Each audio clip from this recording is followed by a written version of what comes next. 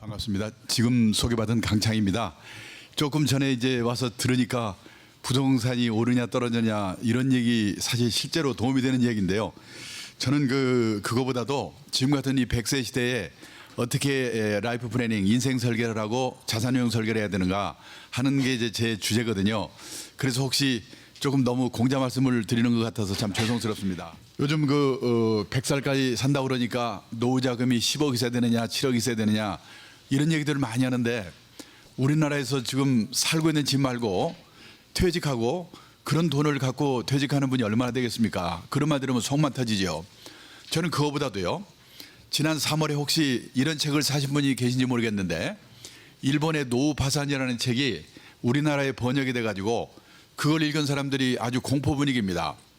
재작년 가을에 일본의 NHK, 우리말하면 KBS에서 노후 파산 특집을 방송했는데요. 일본도 그거 본 사람들이 난립니다. 저는 일본은 노인들한테는 천국이고 젊은 애들한테는 지옥인 나라다 이런 생각을 했거든요.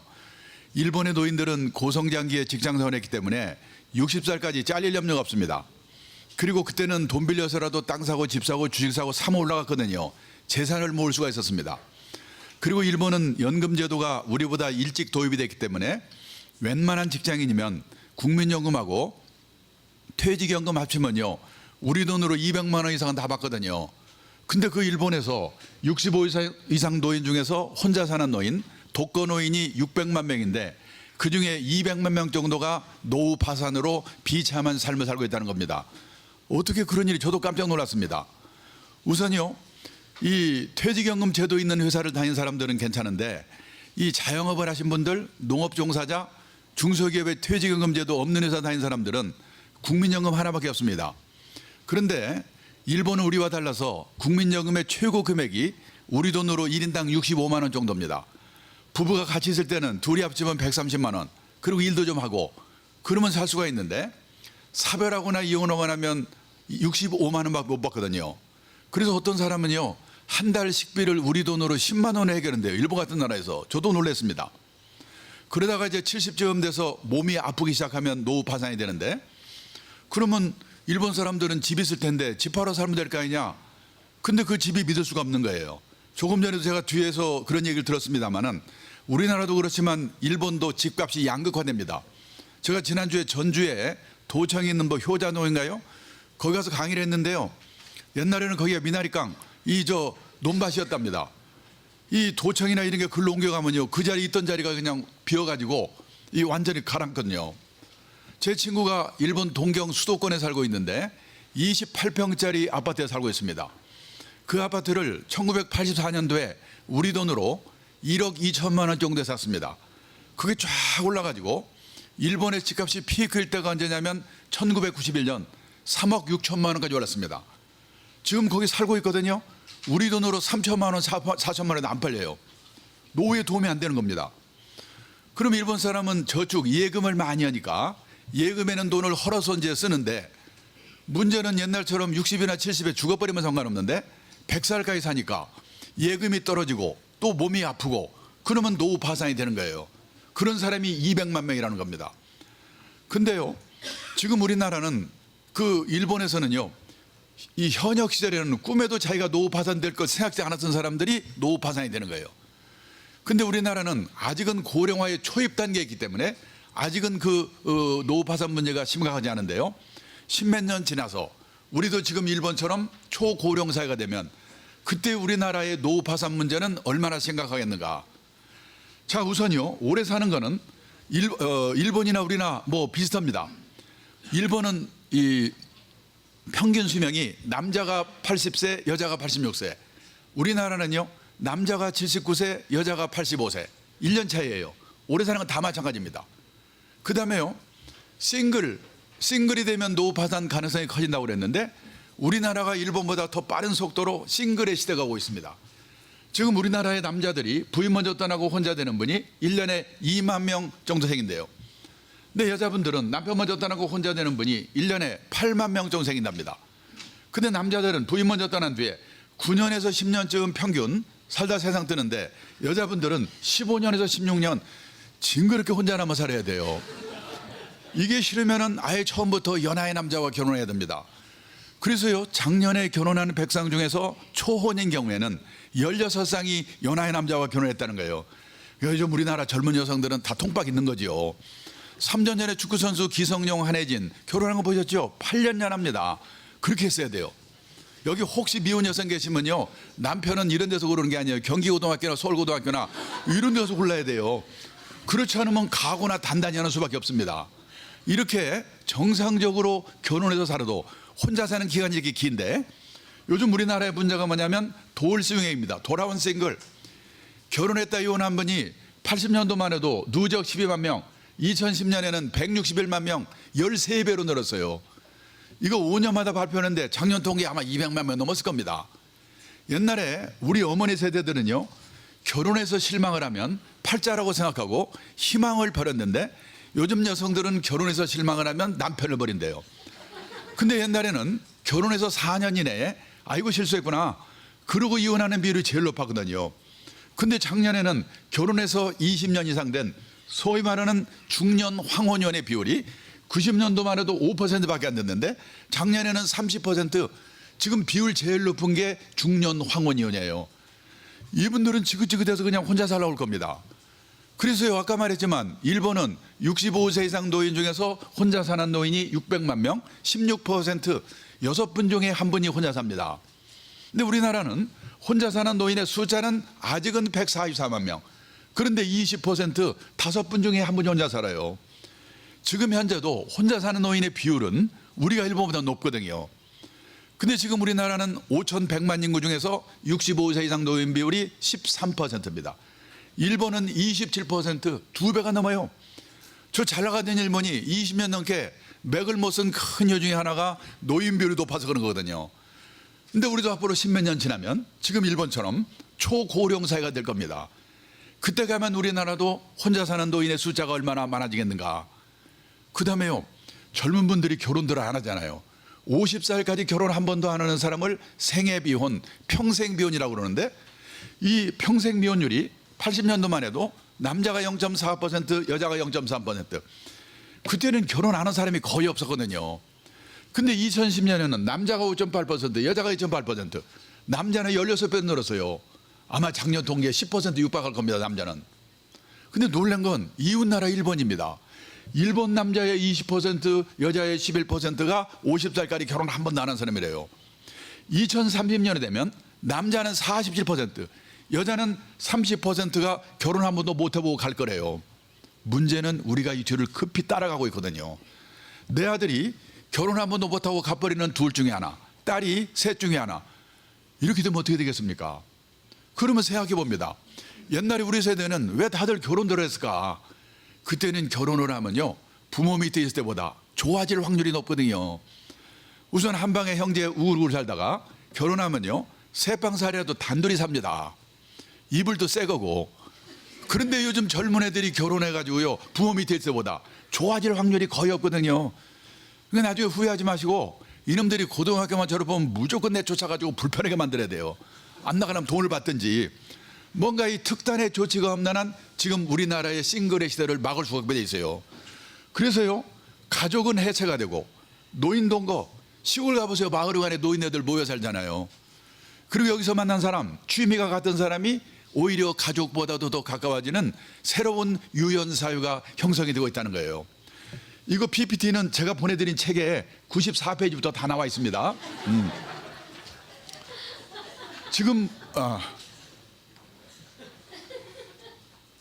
지금 우리나라는요, 이 젊은 애들이 혼자 사는 1인 가구, 노인네 독거노인 1인 가구, 지금 1인 가구 비율이 1870만 가구 중에서 27%거든요. 유럽은 훨씬 높아요. 스웨덴은 전국 평균 47%, 수도 스톡홀름은 60%가 1인 가구래요. 그러면 온천지가 1인 가구예요, 그냥. 그러면 스웨덴은 우리보다도 더 우울하고 불행한 나라일 것 같죠. 근데 스웨덴이 세계에서 5번째로 행복한 나라래요. 왜냐?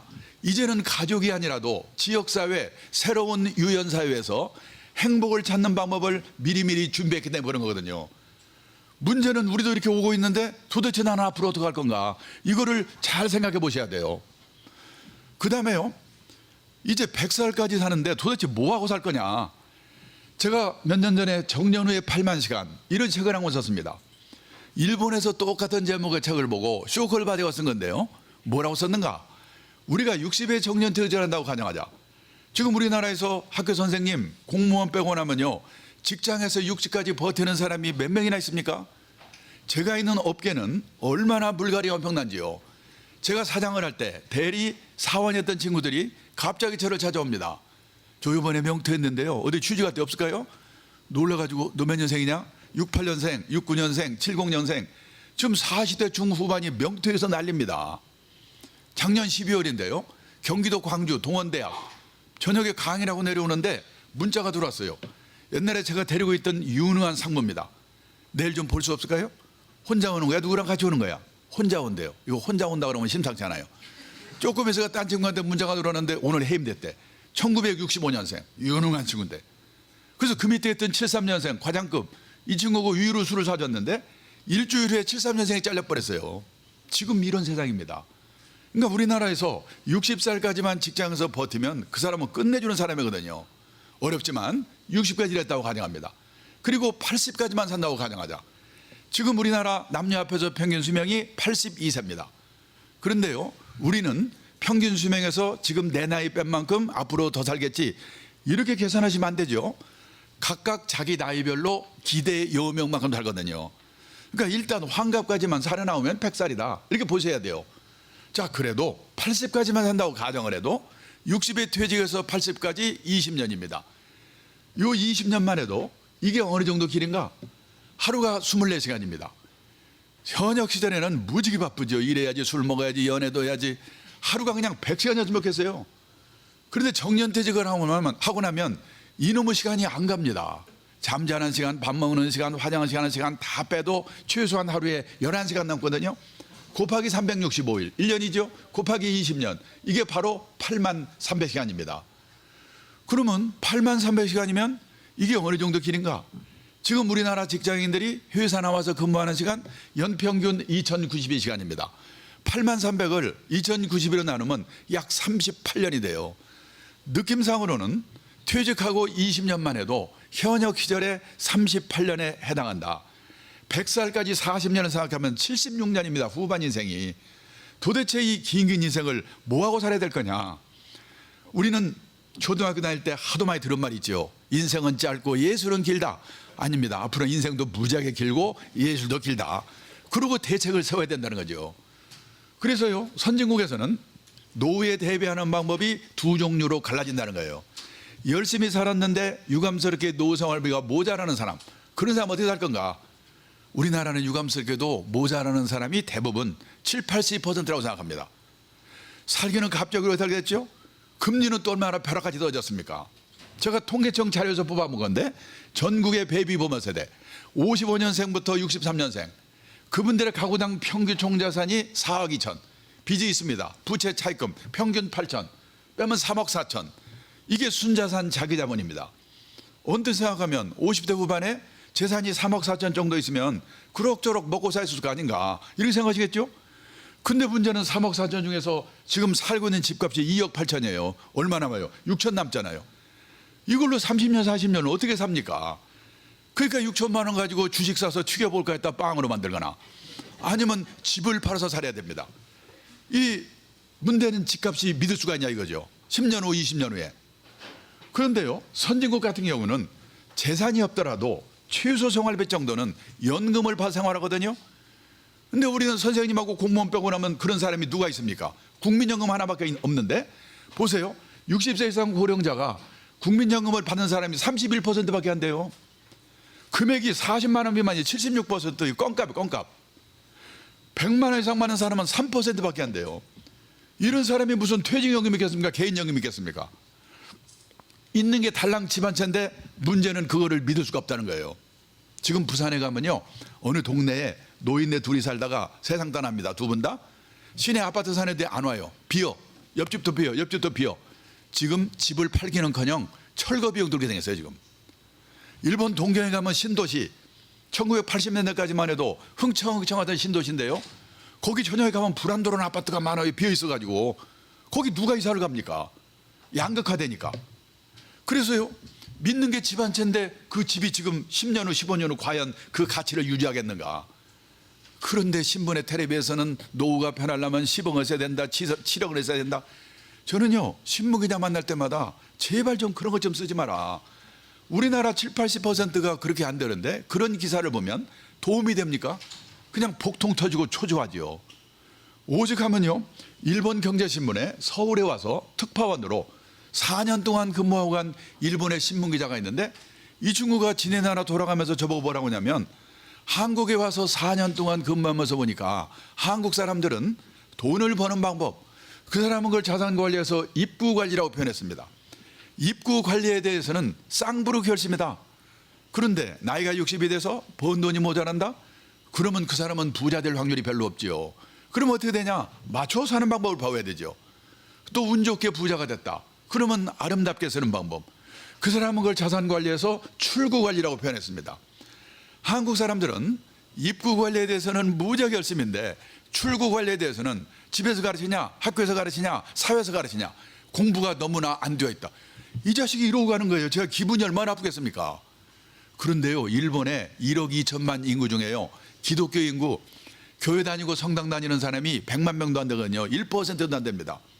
우리나라요, 개신교, 캐톨릭 합치면 20몇 %, 1,000몇백만 명의 기독교 인구래요. 근데 여기 2000년 전에 기록된 성경에 보면요, 풍부에 처할 줄도 알고 비천에 처할 줄도 알고 그때그때 주어진 경제 상황에 맞춰 사는 방법을 배워라. 근데 1,100몇만 명 기독교인들이 이걸 읽었는지 안 읽었는지, 기독교 인구 1%도 안 되는 일본 사람한테 우리가 충고를 드려야 된다. 저는 그게 우리나라의 문제라고 생각합니다. 우리나라 기독교인들이 제일 좋아하는 성경 구절이 밑에 있는 빨간 글자래요. 내게 능력 주시니 안에서 내가 모든 것을 할 수 있느니라.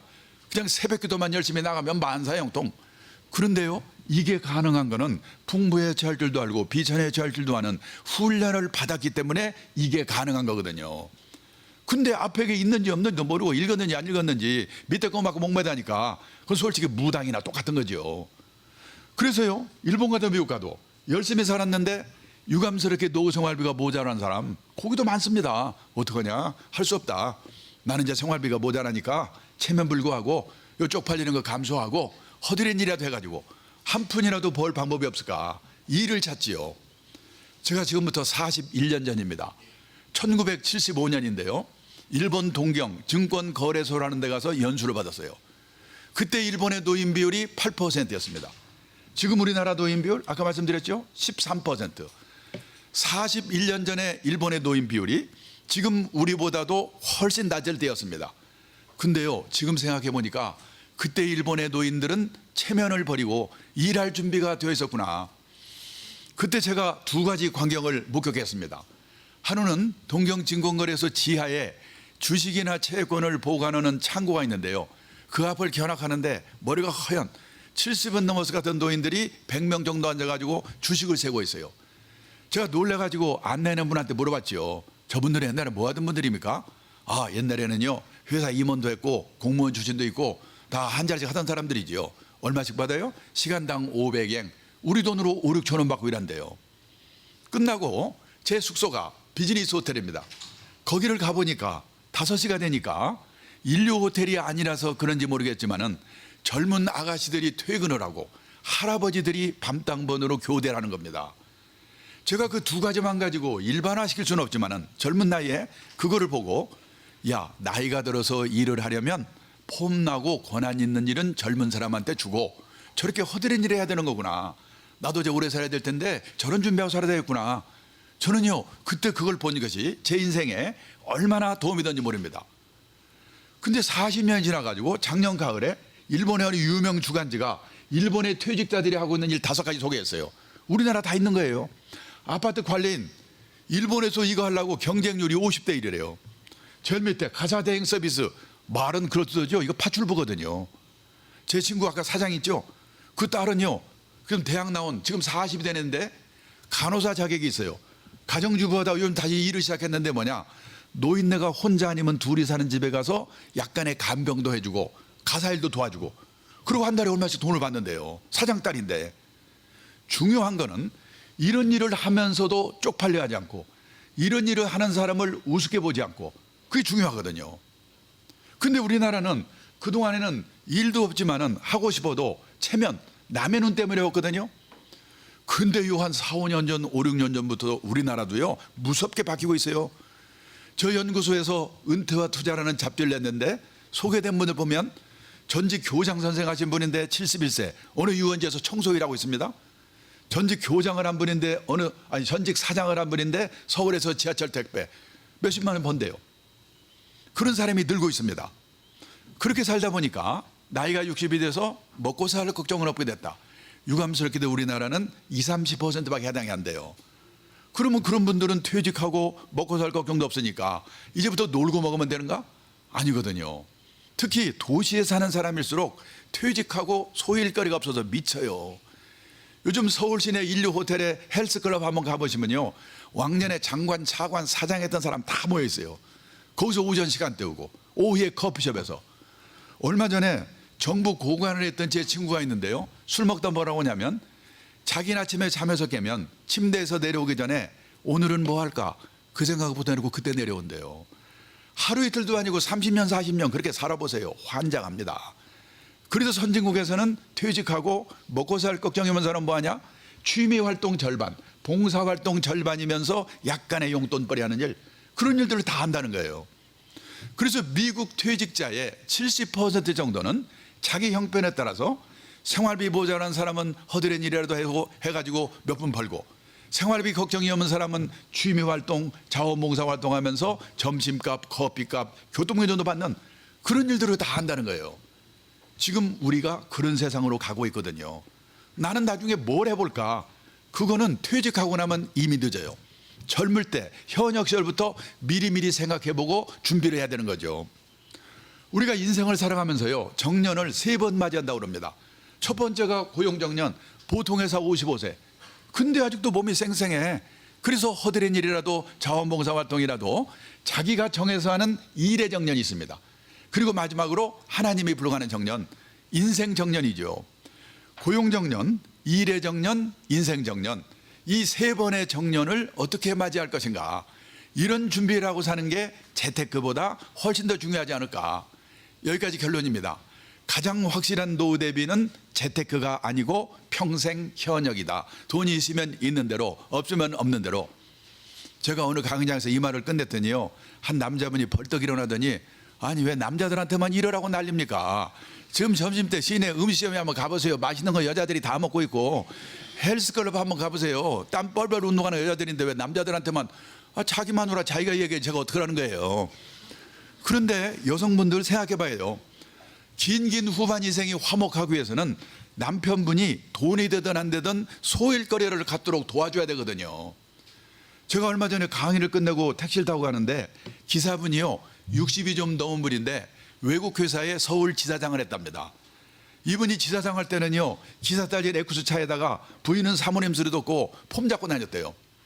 근데 이분이 지사장을 끝내자마자 목표를 세웠는데 3년 이내에 개인 택시 받을 자격을 갖자. 그러려면요, 영업용 택시를 3년 무사고 운전해야 된대요. 그때 그분이 1년 8개월이 됐다고 하더라고요. 주위 사람들이 야, 너 참 대단하다, 칭송이 자자한데 정작 자기 부인, 자기 딸이 동네 창피하게 그런 건다고 자기 인생을 헛살았다고 서글프다고 하더라고요. 가족이 도와주지 않고는 어렵거든요. 또 남자분들은 고생하다가 퇴직해서 꼴 보기 싫은 놈 참아가면서 이러다가 이제 퇴직해서 집에 갔더니 요즘 온갖 조롱거리의 대상이 되고 있잖아요. 삼식이가 뜨고 영식이가 뜨고. 그런 말 들으면 뿔따고 나죠. 우울증 걸립니다. 근데 그것도 생각을 하나만 바꾸면 되는 게 뭐냐면, 다들 내 마누라만 싸가지 없는 것 같거든요. 다른 마누라하고 안 살아봤으니까. 내 마누라만 싸가지 없는 게 아니라 대한민국 마누라가 다 똑같다. 대한민국 마누라만 그런 게 아니라 세계 마누라가 다 똑같다. 여자는 그런 거다. 그러면 대책을 내가 세워야 돼요. 그 증거를 하나 보여드릴게요. 일본의 오가와 유리라고 은퇴 전문가가 있는데요, 한 달에 한 번씩 에세이를 보내오는데 작년 가을에 보내온 에세이의 제목이 뭐냐면, 일본에서 은퇴 남편 인기 1번. 어떤 남자가 은퇴하고도 인기가 짱인가? 요리 잘하는 남편? 요즘 틀면 요리 아주 꼴보기 싫어 죽겠어 그냥. 건강한 남편, 싹싹한 남편, 집안일 잘 도와주는 남편, 그 안에 답이 없어요. 집에 없는 남편이래요. 그러니까 이건 세계 공통이니까 남자분들은 뭐 만화님 탓할 거 없어요. 퇴직하고도 아침 9시부터 오후 5시까지는 자기만의 시간, 소일거리를 갖도록 돈이 되든 안 되든 그런 준비를 지금부터 해야 된다는 거예요. 그 다음에요, 노후자금을 어떤 분은 몇천만 원 마련했습니다. 어떤 분은 몇억을 마련했습니다. 옛날에는 금리가 쏠쏠했지요. 1년 만기 정기예금 금리가 10%일 때는요, 정기예금에서 한 달에 100만 원의 금리 수입이 필요하다. 1년이면 1200만 원이니까 예금 1억이 있으면 되거든요. 지금 농협 1.5%, CT은행 1.4%, 8억이 있어도 100만 원을 받을까 말까예요. 다들 이 생각하고 노후 준비했는데 이렇게 되니까 지금 환장하는 거예요. 그런데요, 지금 우리나라가 선진국이냐 아니냐 말이 많죠. 소득 수준에 관한 한 이미 선진국입니다. 미국 CIA가 구매력을 기준으로 1인당 국민소득을 계산해서 발표했는데요, 우리나라는 33,200달러로 영국, 일본, 프랑스가 우리보다 약간 많습니다. 스페인, 이태리는 선진국인데 우리보다 적어요. 이 말이 뭐냐? 앞으로 무지무지한 노력을 하지 않는 한 좋아질 가능성보다 가만히 있거나 나빠질 가능성이 더 크다는 거예요. 우리가요 70년대 80년대 두 자릿수 성장을 했습니다. 그때는 작년보다 금년이 좋아지고 금년보다 내년이 좋아지고 이런 세월을 3, 40년 살았거든요. 그래서 우리 머릿속에는 고성장 마인드, 고성장 체질이 몸에 딱 박혀 있는 거예요. 근데 몇 년 전부터 4%, 3%, 2%, 요즘 신문 보십니까? 0%. 지금 우리나라가 기본적으로 저성장 결핍의 시대가 오고 있어요. 어떡할 건가? 자, 작년 여름, 그러면 그동안에 우리가 3, 40년 세계 역사에 없는 그 폭발적인 성장을 어떻게 가능했을까? 보세요. 경제 성장률이라고 하는 것은 다 아시죠? 노동인구가 늘어야 됩니다. 일을 열심히 생산성이 높아져야 돼요. 노동인구만 갖고 본다면요, 보세요. 55년에서 63년 베이비붐 세대 6.25 이후에 이때 전국의 전기 보급률이 20%가 안 됐거든요. 자, 보세요. 여기 우리나라 여기 출산율 여기 추이가 나오잖아요. 출산율 옆에 합계가 붙었죠. 왜 붙었을까요? 저는 부부가 합쳐서 합동으로 하니까 합계인 줄 알았거든요. 아니더라고. 여성 한 명이 평생에 애를 몇 명 낳는가, 이거를 합계 특수 출산율이라고 그래요. 이런 용어 정도는 외워둬야 돼요. 제가 강남의 차병원 의사한테 몇 년 전에 물어봤어요. 아니 왜 남자를 기준으로 하지 않고 여자를 기준으로 합니까? 그랬더니 남자를 기준으로 하면 남자 중에는 가끔 여기서도 낳고 저기서도 낳고 어떤 남자는 자기가 어디서 나는지 모르는 놈도 있대요. 3년 전에 그런 사람 하나 있어가지고 우리나라 난리 났었잖아요. 내 아들 아니라고. 검찰총장. 그래서 확실하게 여자를 기준으로 하는데 보세요. 1955년에서 60년 이 전국에 이때 전기 보급률이 20%가 안 됐거든요. 우리 부모들이 저녁에 전기도 안 들어오지 마땅히 리크레이션도 없어서 그러겠지만은 어떻게 둘이 만나서 6.3명을 낳습니까? 무지막지하게 난 거예요. 이 사람들이 노동 현장에 투입되면서 소비의 주체가 되면서 우리나라가 폭발적인 성장을 한 거거든요. 근데 2005년 보세요. 1.08명. 이런 나라가 있습니까? 지금요 우리나라의 문제가 뭐냐면 고령화의 속도라는 면에서 프랑스가 155년 동안에 진행이 된 게 일본이 35년 동안에 진행이 됐어요. 그래서 일본이 저고생한 거예요. 우리나라는요 26년 동안에 진행이 돼요. 프랑스 같은 나라는 154년 동안에 서서히 적응하면 됩니다. 우리나라는 26년 동안에 총알같이 적응하지 않고는 살아남을 수가 없는 거예요 지금. 그 보세요. 작년 여름에 KBS 제1테레비 주말 드라마 징비록을 혹시 보셨습니까? 임진왜란 드라마입니다. 저는요 그 드라마를 보면서 풍신수길이 그 미친 자식은 왜 조선을 쳐들어가지고 우리 조상대로 괴롭혔을까? 근데 일본의 사카야 다이치라고 경제평론가, 경제기획청 장관까지 한 놈이 있는데 1991년 지금 일본에서 지금 우리와 비슷한 상황에 있을 때예요. 조직의 성수라는 책을 하나 썼어요. 거기 제일 앞에 뭐라고 나오냐면 일본 역사상 최대 급성장 조직이 풍신수길 회밀이래요. 1592년 임진왜란 직전 100년 동안 일본이 전국시대였습니다. 전국의 100몇십 명 영주들이 치고받고 싸우는 거예요. 그때요 풍신수길이 뒤를 따라다니는 매년 고성장하거든요. 왜? 싸워서 땅 뺏으면 나눠주고 땅 뺏으면 나눠주고. 예를 들어서 풍신수길이가 죽고 그 아들이 그 아들한테까지 마지막까지 충성한 놈이 있어요. 이시다 미츠나리. 이놈은 25살에 영주가 됐어요. 영주라고 하면 지금으로 말하면 재벌그룹의 자회사 사장이에요. 25살에. 그러면요, 땅을 받아요. 녹봉으로. 풍인수길한테 4만 석을 생산할 수 있는 땅을 받았어요. 8만 가만히. 그러면 가신, 쫄병을 1200명을 쓸 수가 있어요. 그때 이미 500명이 있었기 때문에 700명을 스카우트해야 돼. 출세했으니까. 한 달 지나서 풍신수길이가 이시다 미스나리한테, 야, 그동안에 너 가신, 쫄병 좀 스카우트했냐? 그러니까 한 명 했는데요. 야, 이놈 아직도 한 명도 못했어. 그게 누군데? 삼국지로 말하면 제갈공명 같은 놈. 이름이 심하사건인데 나이도 저보다 많고 다른 영주들이 서로 스카우트 하려고 하는 당대의 명사. 풍신수길이가, 아니 너 같은 해숭이가 어떻게 그런 사람을 스카우트했어? 그 사람한테는 녹봉을 얼마 줬냐? 그러니까요, 2만 석을 줬다는 거예요. 풍신수길이가 놀래가지고, 아니 영주하고 가신하고 녹봉이 똑같은 놈 처음 봤네?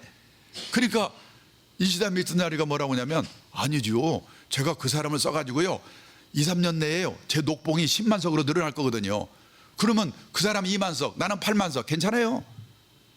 고성장이라는 게 뭐냐면요, 그냥 돈 빌려 살아도 땅 사고 집 사고 주식사 막 올라가거든요. 저도 옛날에 젊을 때 월 3% 이자 준 돈 빌려서 집 샀어요. 저도. 그게 바로 고성장이에요. 그런데 일본을 다 통일하고 나니까 뺏을 땅이 없잖아요. 졸지에 0% 시대가 돼버렸어요. 100년 동안 전쟁만 한 놈들 그냥 두면 큰일 나거든요. 대책을 세워야 돼요. 회사에 불황이 오면 제일 먼저 하는 일이 뭐죠? 야, 신상품을 개발해서 팔아먹을 거 찾아봐. 나라 입장에서 신상품이 뭐냐? 조선과 중국과 무역을 해가지고 돈 벌어 해결하자. 근데 조선과 중국이 무역할 마음이 없대요. 그 외놈들하고. 그러면 방법이 또 하나 뭐냐? 새로운 시장을 개척하자. 땅은 일본만 있어? 중국도 있고 조선도 있는데 100년 동안 전쟁만 한 놈들이니까 전쟁의 노하우는 끝내주는 놈들이거든요. 그때 이미 사격수를 훈련하더라니까요. 그놈들은. 그래서 쳐들어온 거예요. 그래서 7년 동안 고생만 하고 뺏지도 못하고 갔어요. 풍신수길이 죽었습니다. 그 아들이 물려받았다가 그 유명한 도쿠가와 이에야스한테 망해버렸어요. 도쿠가와 이에야스가 다시 재통일해서 제일 먼저 한 일이 뭐냐? 일본의 무사 사무라이들에게 고성장 마인드, 고성장 체질을 뽑아버리는 거예요. 그냥. 우리 옛날에 논산훈련소 가면요, 오합지졸 군기 잡으려면 어떡하죠? 조교가 나와가지고 너 나와, 너 나와. 한 두 놈을 그냥 패버리면 조용해지잖아요. 마찬가지로 도쿠가와 이에야스가 자기 측근 중에서 고성장 마인드로 뛰는 놈, 수염 기르고 폼 잡는 놈, 대문 높이 세우는 놈, 몇 놈을 잡아 죽여버렸어요. 그러니까 일본의 무사 사무라이들이, 야, 나는 이제 고성장 마인드, 고성장 체질을 보이면 나는 죽는구나. 그때부터 내면으로 성숙돼가는 거예요. 교양, 인격 수양, 근명 충실. 그리고요, 저성장 시대에는 뭐든지 하나 확실하게 할 줄 알아야 되거든요. 전문가가 돼야 살아남는 거예요. 그래서 일본이 우리보다 2, 300년 앞서가지고 전문가 시대가 된 거예요. 그래서 우리가 또 당한 거예요. 지금 우리가 바로 그 시기에 있거든요. 뭐든지 말뚝박아먹는 되는 그 시대가 아니고 이제는 전문가가 돼야 돼요. 그리고 생각을 바꿔야 돼요. 마인드를. 그 중에 제일 중요한 게 뭐냐면 절약이거든요. 오늘 자산관리 강조하라고 그러니까 가면 뭐 기발한 종목 하나 누가 찍어줄까 하고 왔더니 겨우 한다는 게 절약하라고? 아니, 세상에 그것 모르니 어디가 있어. 그런 표정이거든요. 그런데 우리가 알아야 될 게 뭐냐면요, 지난 3, 40년 동안 고성장 시대, 아주 특별한 시대를 우리가 살아왔기 때문에 우리는 의식하지 못하고 우리는 아낀다고 생각하는데, 미국, 일본 선진국 사람들이 우리를 보면은 너무나 낭비요인 거품요인이 많다는 거예요. 필요 없는 자동차. 존리라고 오늘 자산운용 사장 있죠? 재미교포거든요. 그 사람이 서울로 발령받아가지고 와서 한 몇 개월 살더니 뭐라고 한 줄 아세요?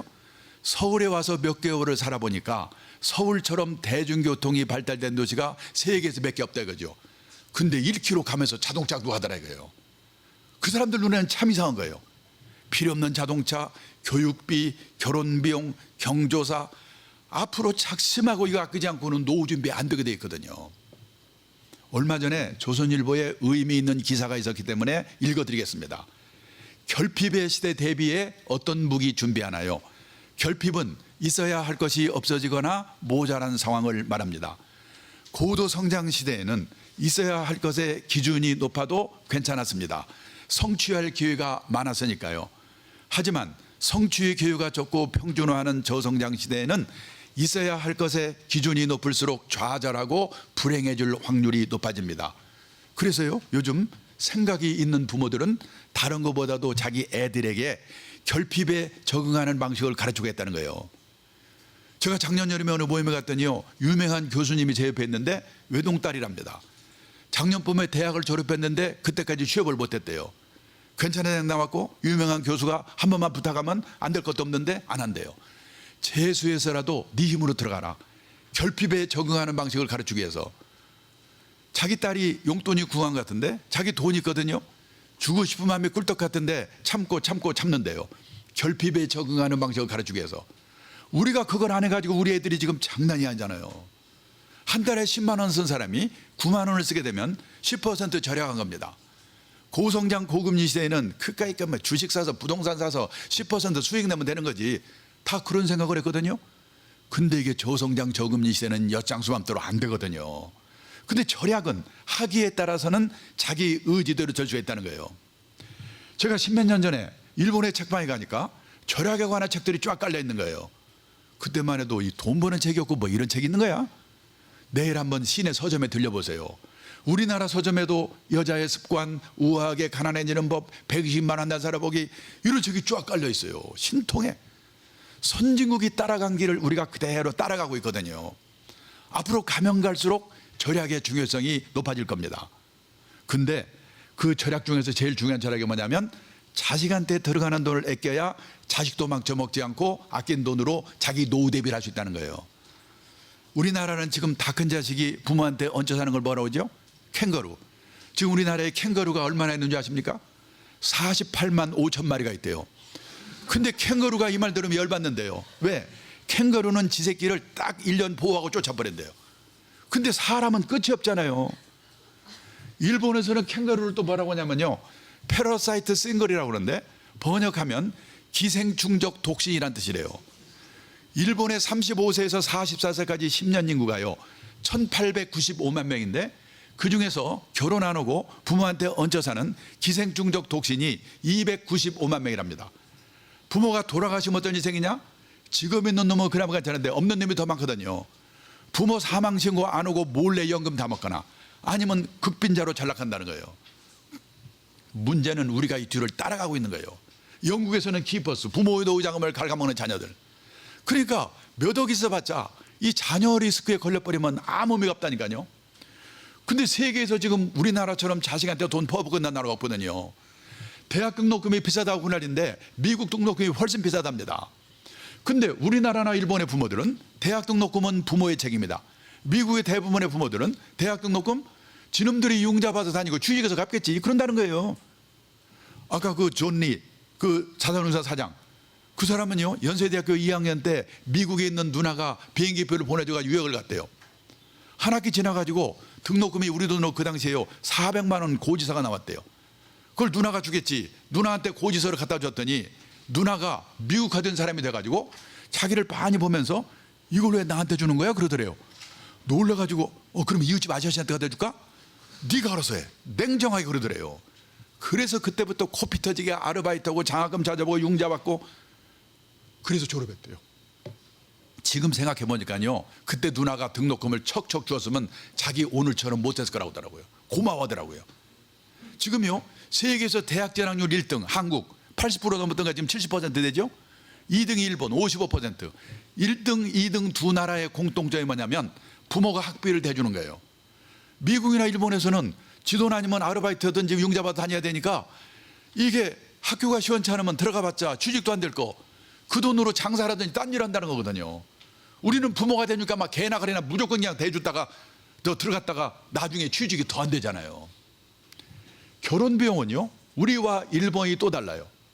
일본에서는 젊은 애들이 결혼 비용 부모한테 신세 좀 지려면 이리저리 눈치 보다가 어떻게 조금만 좀 더 줄 수 없을까요? 이 정도거든요. 우리나라 자식보다도 부모가 못 대줘서 환장해요. 자식이 지 돈만으로 가는 놈은 10%밖에 안 돼. 금액이 문제야. 아들이 1억 5천 전국 평균, 서울은 더 들 거야 아마. 장가 가면 오지도 않은 자식이 돈은 더럽게 들어요. 아들만 둘이 있으면 골치 아픕니다. 이렇게 쓰고 나면 어떤 문제가 생기냐? 우리나라 50대 60대가 648만 가구인데 그중에 결혼비용 문제는 없다고 하더라도 교육비 왕창 썼습니다. 조기 퇴직했습니다. 금리는 1%, 100살까지 살아야 돼. 42%가 은퇴 빈곤층으로 전락하게 생겼다는 거예요. 은퇴 빈곤층이 뭐냐? 부부 월 생활비가 94만 원 이하로 살아야 되는 집. 근데 지금처럼 계속 결혼비용을 써대면요, 17% 추가가 돼가지고 60% 정도가 은퇴 빈곤층으로 전락하게 생겼다는 거예요.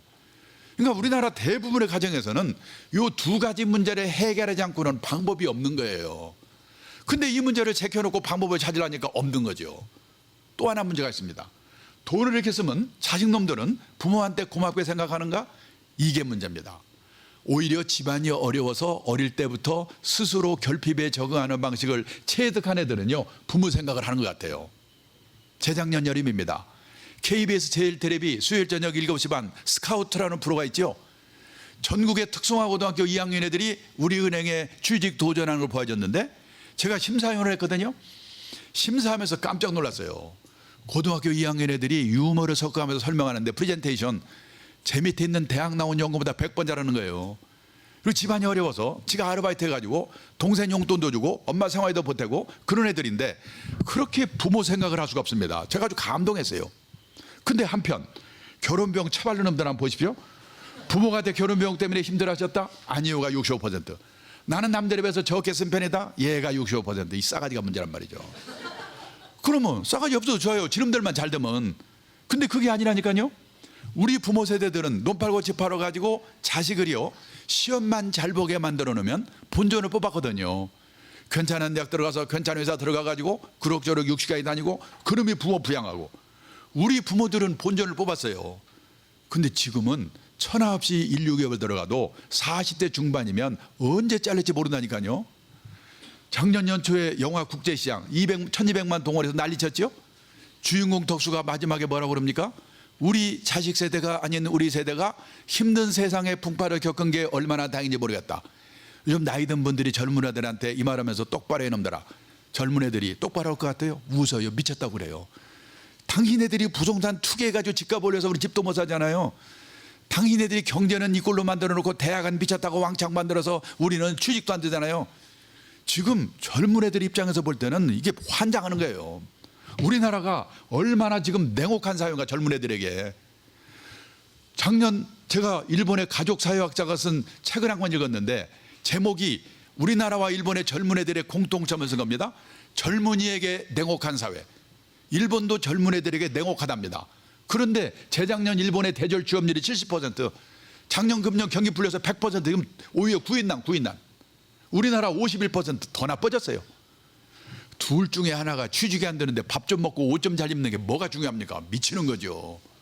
그러면요, 취직만 하면 또 만수무강인가? 아니라니까요. 여기 경희대학교 신동경 교수가 발표한 건데요, 남자가 주 직장에서 45세까지 근무할 확률 60세도 아닙니다. 50년 이전 출생자는 7, 80%, 58년 개 때는 40%, 60년생은 20%. 이제요 3년 다니다 관두고 취직하고 또 관두고 취직하고 또 관두고 평생 6번 정도를 반복해야 평균, 그래야지 겨우 60까지 다니는 세상이에요. 시험 잘 보는 거 아무 관계 없어요. 씩씩해야 돼요.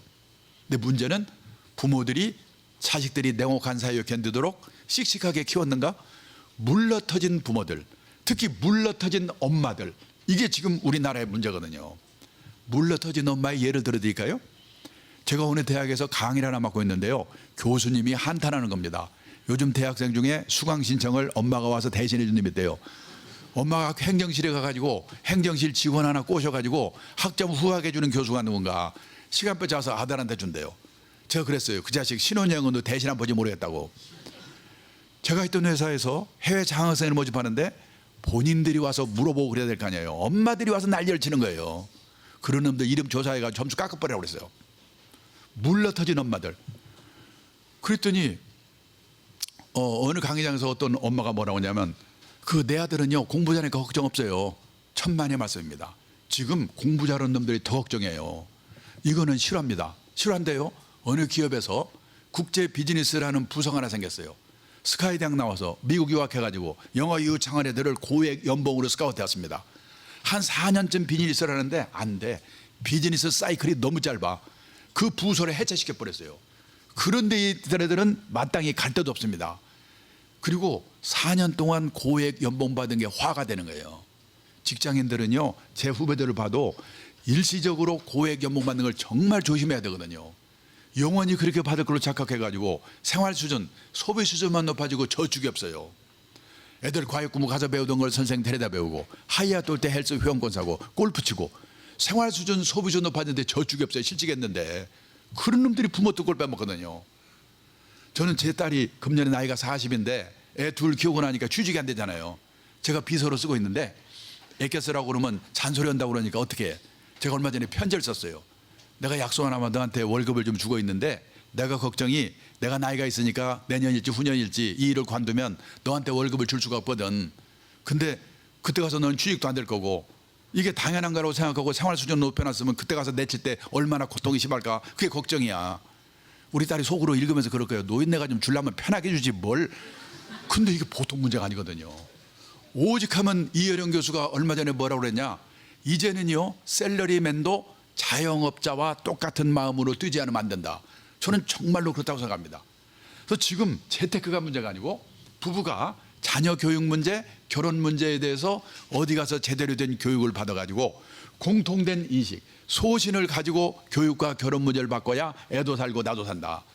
지금 의외로 그렇게 바꾸는 사람이 늘고 있어요.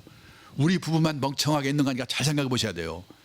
제가 시간 없으니까 하나만 드리겠습니다.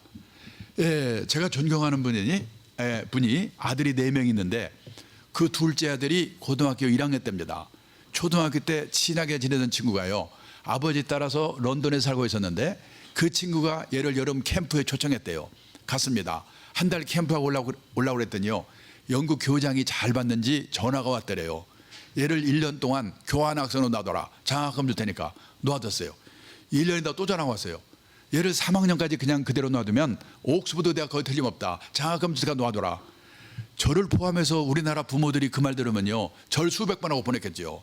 근데 이분은 정중하게 사양을 하고 데려왔다는 거예요. 대단히 감사한데요. 저는 제 아들이 미성년자, 고등학교를 졸업할 때까지는 부모 형제와 부딪히면서 살아야 가족 간에 정이 생기고 봉사정신, 희생정신을 배울 수 있습니다. 데려왔어요. 거기 나서 옥스퍼드인데 여기 와보니까 시험 잘 보는 기계들이 얼마나 많습니까? 지방대학을 갔대요. 1학년 1학기 때 만주연변 과학기술대학의 김진경 총장 유명한 분이죠. 그분이 왔다 걔를 보더니 너 우리 학교로 전학 올래? 전학 갔어요. 다들 학력을 상승시켜가는데 얘는 만주로 강등시켰습니다. 3년만 동안에 1년 동안을 신장성 우르무치 대학에 교환학생으로 갔다 왔답니다. 그래서 중국에 있는 조선족을 사귀었습니다. 러시아 유학원 고뇌를 사귀어, 북한 유학생 사귀어, 신장성 위글족 소수민족 사귀어, 물론 한족도 중국어 능통해 고등학교 때 영어 잘했어. 이 아시아 시대에 걔는 앞으로 무슨 일 할지 모른대요. 근데요, 저라도 이 말 들어도 저는 옥스퍼드 보내지. 근데 그분은 왜 그러면 그런 생각을 했을까? 그분이 얼마 전에 중앙일보에 인터뷰한 기사를 제가 그대로 소개하는데요. 우리가 지금 직선 위의 삶을 살고 있는데 앞으로 원형 위의 삶을 사는 시대가 왔다는 거예요. 그분이 인터뷰한 기사를 요약해서 내가 그대로 읽어드리겠습니다. 인생을 직선 위에서 살면 만족이 있을 수 없다.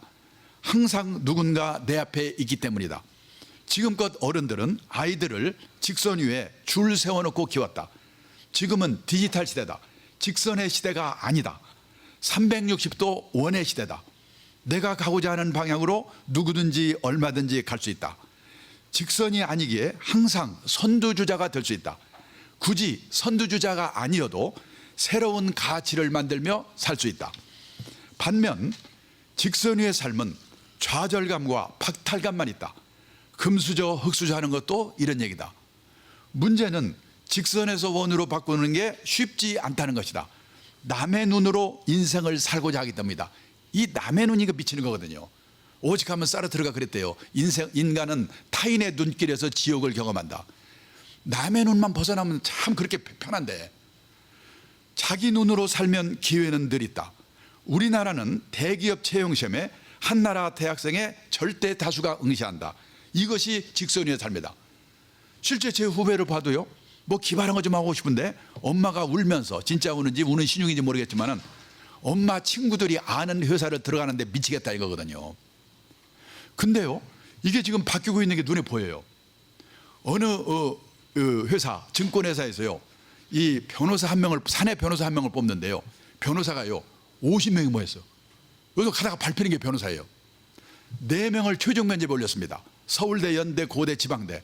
누구를 뽑았냐? 지방대 출신 뽑았어요. 이제는 변호사도 씩씩하고 적극적이어야 되거든요. 그 회사가 그 전에 대원 외고 나와서 서울 법대 나와가지고 변호사 자격한 애들을 3명을 뽑았는데 다 실패했어요. 도련님밖에 없어. 시험 잘 보는 거 빼고 할 수 있는 게 없어요. 그래서 한 놈은 지발로 나오고 2놈은 내보냈어요. 그 실패를 했기 때문에 면접 기준이 바뀐 거예요. 그게 지방대 출신이 된 거예요. 그러면요, 대원 외고 나와서 서울법대 나와서 변호사 자격한 사람은 자기가 직선에 제일 위에 있는 줄 알 거예요. 다른 데 가서 면접 봐도요, 된다는 보장이 없어요. 면접 기준이 바뀌었으니까. 한 2년쯤 이게 헤매다가 룸펜돼 버리거든요. 근데 어느 뭡니까? 제 아는 집안의 동생은요, 공부를 못한 데다가 집안이 어려워서 건설 공사 현장을 한 30년 따라다녔거든요. 방수, 물 새는 거예요. 전문가가 됐어요. 어느 날 삼성의 이건희 회장님 화장실에서 물이 새가지고 이분이 화딱지가 났어요. 박사만 뽑지 말고 독일식으로 마스터를 뽑아라. 55세에 삼성건설 마스터로 들어갔어요. 지금 65세거든요. 대학 나온 자기 친구들 10년 전부터 다 놀고 있는데 얘는 70까지 무난할 것 같아요. 연봉도 1억 가까워 지금. 걔는요, 여기 있는 줄 알았는데 이쯤에 가 있는지 모르겠어요. 이렇게 바뀌는 게 눈에 보입니다. 그래서 지금 제일 심한 게 뭐냐, 우리도, 우리 새끼들도 제대로 된 직업관을 갖는 거, 이게 중요해요. 경상남도 거창고등학교 유명하죠. 강당에 있는 직업선택 시계명. 1번, 월급만 해준 데 가지 마라. 이제 월급은요, 회사가 주고 나라가 주는 게 아니고 내가 남다른 주특기가 있어가지고 적은 금액이라도 회사를 옮겨서라도 오래오래 받아야 돼요. 이 100세 시대에는. 남들이 몰려가는 데는 절대 가지 마라. 요즘요 100대 1, 200대 1 데는 가는 게 아니에요. 그게 주식으로 말하면 천정 근처에 왔다는 증거거든요. 언제 폭락할지 모릅니다. 매년 가을에 재벌그룹 경쟁률 200대 1, 300대 1 그날이 지는데요, 그 회사들 중에 지금 40대 중반부터 1000명 잘라 2000명 잘라 그 잘난 놈들을 난리예요. 지금 덧없는 겁니다. 제일 마지막에 부모와 마누라와 약혼자가 결사 반대하는 데는 무조건 가라. 거기 가면 틀림없다. 근데 제가 43년 직장생활을 보니까 이 말이 맞아요. 근데 이게 어떻게 가능하겠습니까? 부모 자식이 소신이 있어야지. 그 다음에요, 우리가 중산층이 되려고 애를 쓰는데, 중산층이라는 게 뭐냐, 우리나라의 중산층 기준 아파트 30평 이상, 아파트의 평수가 신분의 상징이죠. 지금 미국, 일본 선진국에서는요, 작은 집 갖기 운동, 스몰 하우스 운동이 벌어지고 있어요. 자동차 2000cc 이상, 신분의 상징이죠. 선진국에서는요, 갑자기 큰 차 타면 둘 중에 하나, 깡패 아니면 졸부래요. 보세요. 미국의 중산층, 자신의 주장에 떳떳할 것, 회어 플레이를 할 것, 사회적 약자를 도울 것, 부정과 불법에 저항하는 용기가 있을 것, 그리고 정기적으로 비평연한 정도 받아볼 것. 10억에서 뭐합니까? 이거 안 되면 중산층이 아닌데. 그 다음에요, 우리가 애들에게 영어 수학 말고 가르친 게 있습니까? 돈 관리를 가르쳤는가? 경제적 자립을 가르쳤는가? 근데 막말로 영어 수학은 못해도 밥 먹고 살거든요. 근데 돈 관리, 경제적 자립 이거 모르면 평생 고생하거든요. 제가 몇 년 전에 책을 쓰면서 조사해 봤는데요, 미국의 고등학교 교과서에는 이 돈 관리, 경제적 자립 이 내용이 43페이지 나오더라고요. 우리는 몇 페이지 되지도 않는데 선택은 안 해. 수능의 경제 선택은 해나가 뭐 1.5%? 배우질 않으니까 대학을 졸업해도 저축이라는 말과 투자라는 말이 어떻게 다른지 조성환님 알고 계십니까? 미국에서는 중학교가 너무 많은데 학교에서 가르치지 않으면 부모라도 가르쳐야죠. 그래서 애도 망쳐먹지 않고 아낀 돈으로 자기 노후 대비를 해야 돼요.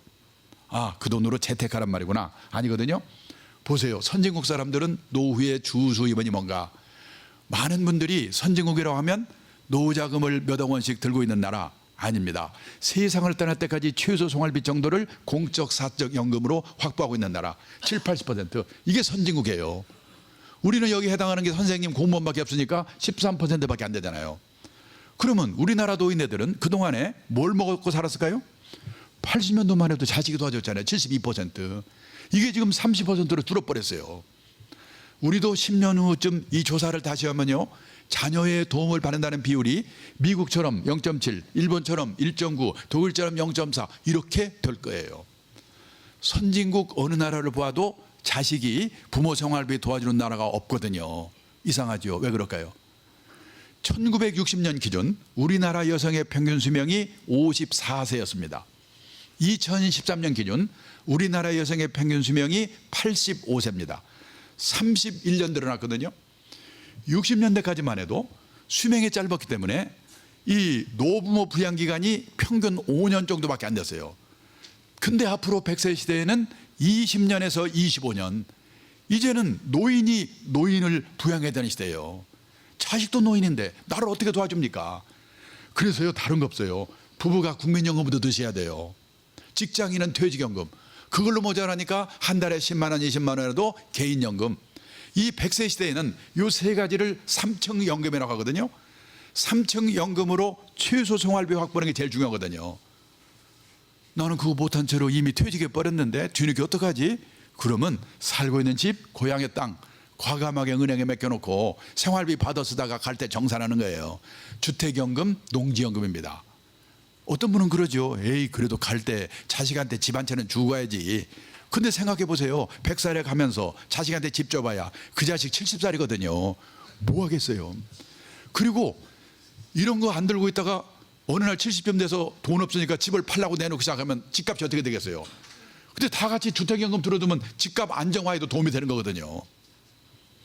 자, 이제 자산관리입니다. 제일 먼저 할 일, 우리 집의 재산이 부동산, 집, 가게, 땅, 금융자산, 현금, 예금, 주식, 채권, 펀드, 보험, 연금 탈탈 털어서 한번 계산해 보세요. 우리나라는 73%가 부동산, 노인네는 더 많아 82% 몰빵, 집에 깔고 죽는다고 하잖아요. 근데 일본 깜짝 놀랐는데 90년도에 일본도 부동산 비중 60% 비슷해요. 지금은 29%, 미국과 똑같아. 왜 그럴까? 저는 이유가 세 가지라고 생각합니다. 첫째, 집값, 땅값이 떨어졌어요. 둘째, 집 없으면 어때? 빌려 살면 되는 거지? 우리처럼 집에 한이 맺혀 있잖아요. 집에 대한 인식이 달라졌어요. 셋째, 돈 좀 있어가지고 여분으로 집이나 가게 갖고 있다가 세를 놓습니다. 그 사람이 세를 안 내? 못 내보내요. 소송해야 돼. 골치 아파. 실물도 부동산 갖고 있으면. 그러니까 실물에 투자하는 게 아니고 부동산에 투자하는 펀드에 투자해요. 우리나라도 부동산 펀드가 늘고 있잖아요, 지금. 근데 부동산 펀드는 펀드이기 때문에 금융자산 안에 포함이 됐어요. 그래서 미국, 일본이 70%예요. 근데 제가 어디 가서 이 비율을 얘기하면요, 많은 분들이 아, 저 사람은 증권회사에서 온 모양이구나, 주식 사라고 꼬시려고 그러는구나, 그러니까 부동산 안 된다고 해놓고 보나마나 막판에 가면 주식 사라고 할 거야. 지금 네 분이 그런 표정을 짓고 계시는데 아니에요. 부동산이 꼭 나쁘다는 게 아니보다도 몰빵되어 있는 게 문제다. 자, 그래서요, 이 부동산 얘기는 다른 분들이 했기 때문에 나중에 시간 나오면 하겠습니다. 이제 금융자산 비중을 낮춰야 돼요. 뭐냐? 재산이 한 곳에 집중되어 있으면 안 됩니다. 갖고 계신 재산이 100% 부동산에 몰빵되어 있으시다면 그 부동산이 오를 때 오를 망정 우선 10% 20%라도 금융자산을 가지세요. 그리고 나이가 들어가면서 금융자산의 비중을 높여가셔야 됩니다. 가장 뭡니까? 이 환갑 나이쯤 되면 반반은 돼야 된다. 이제 주택은 재테크의 수단이 아니고 그냥 주거의 수단이다. 이렇게 생각하는 게 속이 편해요. 자, 그래서 이제 금융자산을 늘리라고 그랬지. 뭘로 늘려? 현금, 예금, 주식, 채권, 펀드, 보험, 연금. 금리가 10몇 %일 때는요, 망설일 거 없어요. 예금만 하면 끝나요. 지나고 생각해 보니까 은행이 책임져 주면서 금리를 10몇 % 줄 때가 얼마나 좋았습니까? 지금은 1%밖에 안 되니까. 그래서 오늘 다른 건 몰라도 이거는 꼭 외우고 가세요. 수많은 금융상품은 저축상품과 투자상품으로 나눠진다. 이게 미국의 중학교 책에 나오는 거예요. 그래서 미국에서는요, 중학교만 졸업하면 저축이라는 말과 투자라는 말이 어떻게 다른지 이건 알거든요. 우리는 학교에서 이런 걸 배운 일이 없기 때문에 대학을 졸업해도 저축해서 돈 모으자, 투자해서 돈 모으자 뜻이 비슷한가 보다. 아닙니다. 상반된 개념을 갖고 있습니다. 여기 저축의 뜻, 아껴서 모으다. 우리가 은행에 예금하는 거, 지급액이 확정된 보험에 드는 거, 지급액이 확정된 연금에 드는 거, 이거를 저축 상품이라고 그래요. 저축 상품을 사시면 늘어나는 속도는 느리지만 원금이 깨지는 법이 없어요. 왜? 금융기관이 운용의 결과를 책임져 주기 때문에. 귀찮으시면요, 금융기관이 책임져 주는 상품은 저축상품, 책임 안 져주는 상품은 투자상품. 요걸 다 외워두세요. 그러면 어떤 돈을 갖다가 예금, 저축해야 돼? 단기간 내에 쓸 거. 원금이 깨져서는 절대 안 되는 돈. 이거는 눈 감고 예금해야 돼요. 6개월 후에 딸 시집 보내려고 혼수자금을 5천만 원 마련했습니다. 근데 주가가 살살 오르니까 누가 오더니 6개월이나 남았는데 주식이 한번 튀겨서 시집 보내면 어때요? 그 말 듣고 튀기려고 넣었다가는 딸 시집 못 보내요. 그건 아깝더라도 예금, CMA, MMF 단기 상품에 넣어야 돼요. 그 다음에 투자의 뜻, 가능성을 믿고 자금을 투하하다. 주식, 채권, 선물, 옵션, 펀드, 보험 중에서도 변액보험, 연금요소, 변액연금. 잘하면 돈을 벌어, 잘하면 원금도 깨먹어. 리스크가 따르는 상품. 근데 여기 오신 분 중에도 아마 두서너 분 변액보험, 변액연금 드신 분이 계실 거예요. 문제는 이것이 원금을 깨먹을 수 있는 투자상품이라는 것을 모르고 들은 게 지금 문제예요. 말은 보험연금이지만 이 안에 들어가면 펀드거든요. 그거를 모르는 사람이 너무 많아요. 그러면 어떤 돈을 투자해야 되느냐? 단기간 내에 써야 될 돈은 따로 마련돼 있고, 이 돈 없는 사람은 투자하는 게 아니에요. 빨리 일해서 돈 벌어야지. 시장에 장기간 묻어둘 각오가 돼 있고, 비상사태가 오더라도 놀라지 않고 참고 기다리겠다는 각오가 돼 있는 돈. 말이 그렇지 이게 쉽습니까? 아니, 이 어려운 걸 왜 하라고 그래? 금리가요 10몇 %면요 이런 거요 안 오고 살아도 돼요. 문제는 1%밖에 안 되니까. 그래서 앞으로 풍요로운 인생을 사시려면 투자에 관한 공부를 좀 해야 되는데, 문제는 투자에 관한 공부라고 하면 다들 주가 예측, 부동산 예측, 예체에 관한 공부라고 생각하거든요. 그런데 보통 사람이 단기 예측은 불가능해요. 불가능하다고 보는 게 좋아요. 그 아까 제가 얘기했죠. 성공해서 온 그 존 리 자산운용사 사장. 그 사람이 얼마 전에 뭐라고 하는지 아세요? 연초에 누가 나한테 주가 전망 물어보면 미치겠대요. 모르니까. 아니, 그 도사가 모르는데 그걸 어떻게 안다고 그래, 보통 사람이. 그러면 무슨 공부를 하라는 거냐? 전문가를 활용하는 법. 내가 그 사람이 전문가인지 아닌지 식별하는 법. 자산관리의 기본 원칙. 이 공부를 해야 돼요. 근데요, 여기 오신 분들은 자산관리학과니까 여기 식별 대상에 들어가거든요. 나중에 누가 와서 물어보더라도 척척 대답할 수 있어야지 여기 나오신 보람이 있는 거죠. 그러고요, 그래서 그 책을 한 권씩 제가 보내드렸거든요. 그거 비싸게 맡긴 거예요. 공짜로 드린 겁니다. 버리지 마시고 꼭 좀 공부하시고, 그 다음에 더 좋은 책을 사서 네트로 한 10시간만 공부해 보세요. 그리고 공부하면서 하나 이해해 둘 거. 이 투자에는 리스크가 따르는데, 이 리스크라고 하는 말을 제대로 이해하셔야 돼요. 왜냐하면 우리나라는 지금 리스크를 위험이라고 번역하거든요. 큰일 났어요. 십몇 년 전만 해도 우리나라 사모님들이 세계에서 깡이 제일 좋았거든요. 그때만 해도 이 아줌마들이 이렇게 무모해서 어떻게 겁이 났어요. 근데 지난 십몇 년 사이에 우리나라 사모님들이 주식 사서 깨먹어, 펀드 사서 깨먹어, 아들 취직했는데 잘려, 딸 시집 갔는데 고약한 자식 만나. 지금 우리나라 사모님 눈에 보이는 거는 위험밖에 안 보여. 입에 위험을 달고 다녀요. 위험한 놈 만나지 마라, 이거는 딸한테 하는 말입니다. 위험한 회사 들어가지 마라, 이건 아들한테 하는 말입니다. 위험한 상품 사지 말라, 양쪽 공이. 애들을 지금 자기도 모르는 사이에 쪼다 만들고 있어요. 큰일 났어요. 저는요, 리스크를 위험이라고 번역하면 안 된다고 봐요. 저는 그냥 리스크라고 합니다. 왜? 위험의 정확한 영어 데인저, 중학교 때 배웠죠? 홍수 나서 죽을 위험, 폭탄 터져 죽을 위험. 그러면 리스크의 정확한 번역은 뭐냐? 불확실성. 잘 될 수도 있지만 잘못될 수 있는 거. 데인저는 잘못되는 것만 얘기하는 거예요. 리스크는 잘 될 수도 있지만 잘못될 수 있는 거, 불확실성. 이게 리스크예요. 그런데요, 옛날에는 안전빵이 있었거든요. 예금만 해도 은행이 책임져 주면서 금리를 10몇 % 줬죠. 판검사에서 몇 가지 직업만 선택하면 평생 보장이 됐죠. 근데 앞으로는요, 결혼을 하는데도, 직업을 선택하는데도, 자산을 운용하는데도 불확실성, 리스크를 안지 않고는 풍요로운 인생을 살 수가 없게 돼 있다는 거예요. 근데 다들 피하기만 하려고 그러거든요. 지금 안지 않고는 안 되는데. 근데 리스크의 라틴어의 어원이 어디서 나왔냐? 용기를 갖고 도전하다. 용기를 갖고 도전하는 데서 리스크가 나왔다는 거예요. 신통해요. 그래서 전 우리나라에 제일 지금 시급한 게 뭐냐? 우리 새끼들도 용기를 갖고 리스크에 도전하되 관리하는 방법을 배워야 돼요. 그래야지 우리나라에 저는 희망이 있다고 생각합니다. 그러면 공부할 때까지는 그러면 어떡하냐? 급한 대로 여기 있는 6가지만이라도 꼼꼼히 살펴보고 가입을 하면요, 큰 실수가 없어요. 이번 달에 내가 월급 타서 쓰고 50만 원이 남았다. 50만 원으로 노후 대비 금융상품을 사야 되겠다.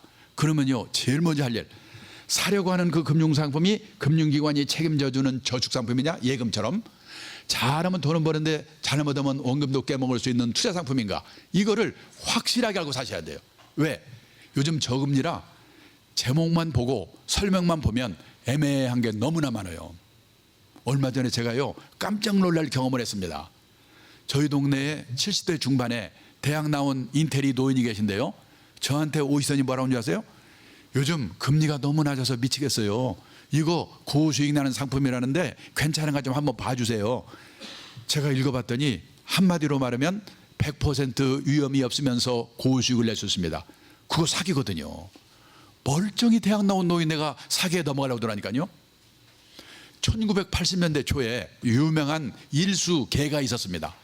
하루에 10,000원씩 1년을 부으면요, 1억 원을 받는 개가 있었어요. 하루에 10,000원씩 1년 365일 부으면 얼마 붙는 거죠? 365만 원. 그거 부으면 1억 원을 받아요. 그 개 이름이 뭔지 아십니까? 황당무개. 예. 근데 작년에 한 사람, 재작년에 한 사람, 내 아는 사람이 황당무개 넘어가가지고 몇 억씩 날렸어요. 한 달 전에 JTBC 일요일 저녁에 사기당하는 거 혹시 보셨습니까? 멀쩡한 사람이 사기당한단 말이에요. 그래서 누가 나한테 뭘 권유했다? 내가 잘 모르겠다? 그러면 책임자에게 꼬찍꼬찍해서 알고 하든지, 그러고도 모르겠으면 하지를 말아야 돼요. 투자 원칙 중에 제일 중요한 원칙은 뭐냐? 모르는 상품에는 절대 투자하지 말라. 1번. 그 다음에 저축상품은 책임져 주니까 사놓고 잊어버려도 돼요. 근데 투자상품은 잘못하면 원금도 깨먹으니까 어디 가서 사느냐? 국민은행, 삼성증권, 농협, 여기도 중요합니다. 근데 더 중요한 거는요, 그 투자상품을 돈 벌게도 하고 말아먹기도 하는 데가 있어요. 무슨 투신운용사, 무슨 자산운용사, 운용회사입니다. 지금 우리나라에 운용회사가 87개 있어요. 무지개 많아요. 이 운용사 중에서 실력 있는 운용회사가 운용하는 투자상품인가, 펀드인가, 변액보험인가, 변액경입인가, 이거를 확실하게 하고 사셔야 돼요. 그런 회사밖에 없거든요. 근데 이거를 확인하고 사는 사람이 100명에 1명도 없어요. 그걸 우리가 어떻게 확인합니까? 그래서 아까 말했죠, 앞으로 중요한 거는 소개를 받아가지고 믿을 수 있고 신뢰할 수 있고 실력 있는 전문가 한 사람을 알아두는 게 중요하다고. 그 사람한테 물어보세요. 그래서 앞으로 신뢰할 수 있고 실력 있는 전문가 시대가 오거든요. 여기 있는 분이 그걸 앞으로 하셔야 된다는 거죠. 근데 제가 어디 가서 강의 끝나고 나면요, 어떤 분이 저한테 오셔가지고 뭐라고 하냐면, 저 펀드 사서 깨먹었는데 어떻게 해야 돼요? 제가 물어봅니다. 그 펀드 어느 회사가 운영하는 건데요? 아직까지 운용회사 이름을 알고 대답하는 분을 본 일이 없어요. 제일 중요한 건데, 운용회사. 그다음에 세 번째, 단서조항. 금융상품에는요, 단서조항이 있는 상품이 있어요. 단서조항이 나쁜 게 아니고 알고 하셔야 돼요. ELS, 나쁜 상품이 아닌데 그것 때문에 난리잖아요. 단서조항이 있는 거예요. 예를 들어서 지수 ELS면 3년 이내에 지수가 40% 이상만 떨어지면 원금이 보장됩니다. 근데 단서조항은 잘 듣지도 않고 모르고 샀다가 나중에 골치 아프단 말이죠. 여기 변액 유니버셜 사신 분이 한두 분 계실 거예요. 나쁜 상품이 아닙니다. 단서조항이 있어요. 회사마다 다른데 7년 이상 장기로 가입하면, 10년 이상 장기로 가입하면 세제 혜택도 있습니다. 연금 혜택도 있습니다. 보험 혜택도 있습니다. 그런데 도중에 예약하면 원금도 깨먹습니다. 그런 단서조항이 있어요.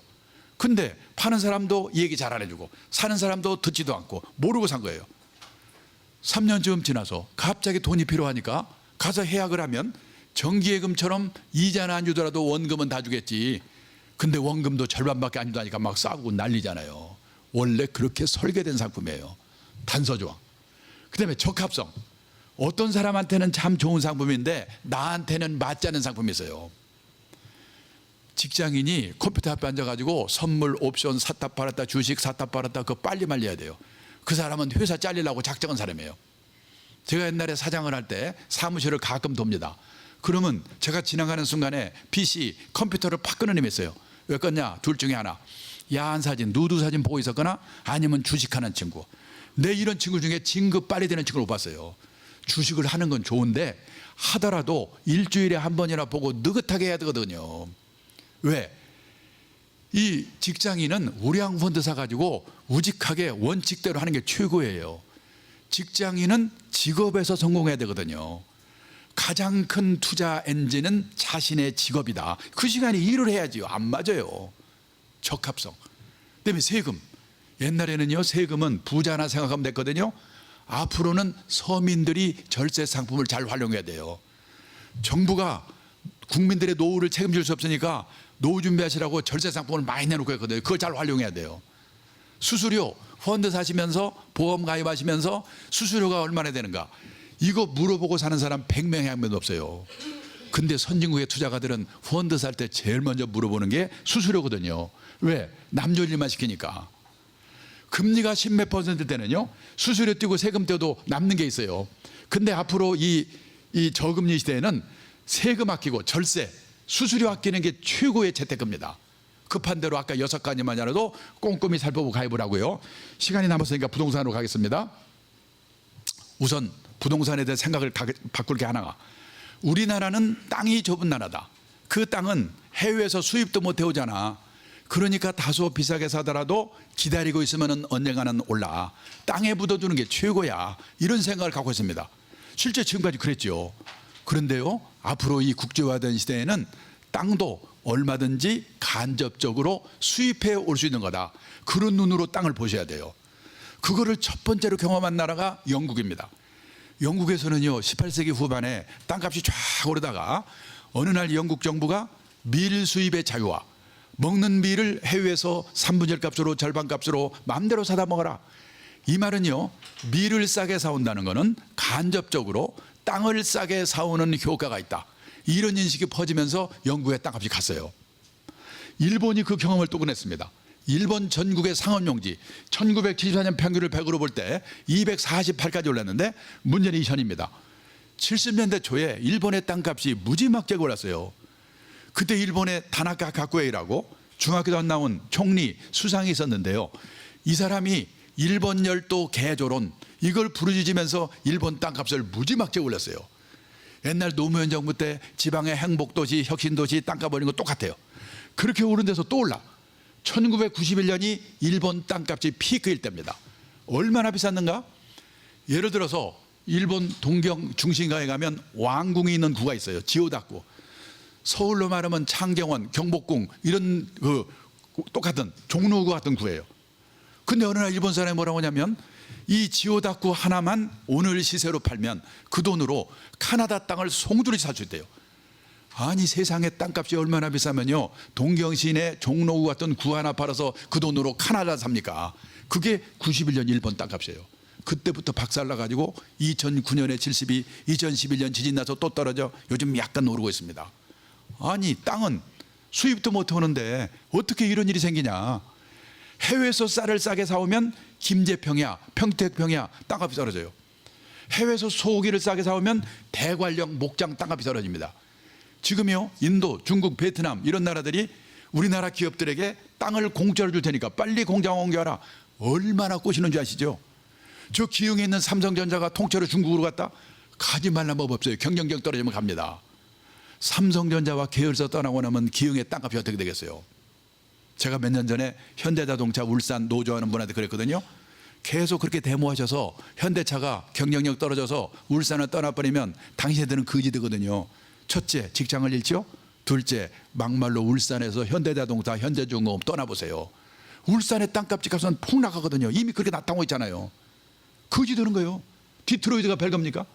그래서 어느 도시가 시민의 노력으로, 기업이 그 도시로 모이고 사람이 그 도시로 모여서 그 도시의 땅값이 오를 수 있을지는 모르지만 우리나라 전체가 땅이 좁은 나라니까 기다리면 오른다. 이 생각은 버려야 돼요. 이 국제화된 시대에는 땅도 얼마든지 간접적으로 수입해 올 수 있는 거다. 자, 이제 마지막입니다. 앞으로 대형 고층 아파트를 조심하셔야 됩니다. 보세요. 우리나라 사람들은 돈 많은 사람은 하늘로 가고 돈 없으면 땅 밑, 죄송합니다. 이 뭡니까? 딸이 시집갈 때쯤 되면 큰 집으로 이사 가려고 그러는데 그 사돈네 폼도 나고 옛날에는 재테크가 됐죠. 남말할 거 없어요. 우리 마누라도 마찬가지니까. 제가 2002년에 딸을 시집 보냈는데 2001년이 되니까 마누라가 큰 집으로 이사가 돼요. 왜 큰 집이냐? 그래야지 아들 사위가 와서 자고 간대요. 안 자고 갑니다. 꿈 깨야 돼요. 지금까지는 희소가치 때문에 대형 아파트가 많이 올랐는데 지금 애물단지 되고 있잖아요.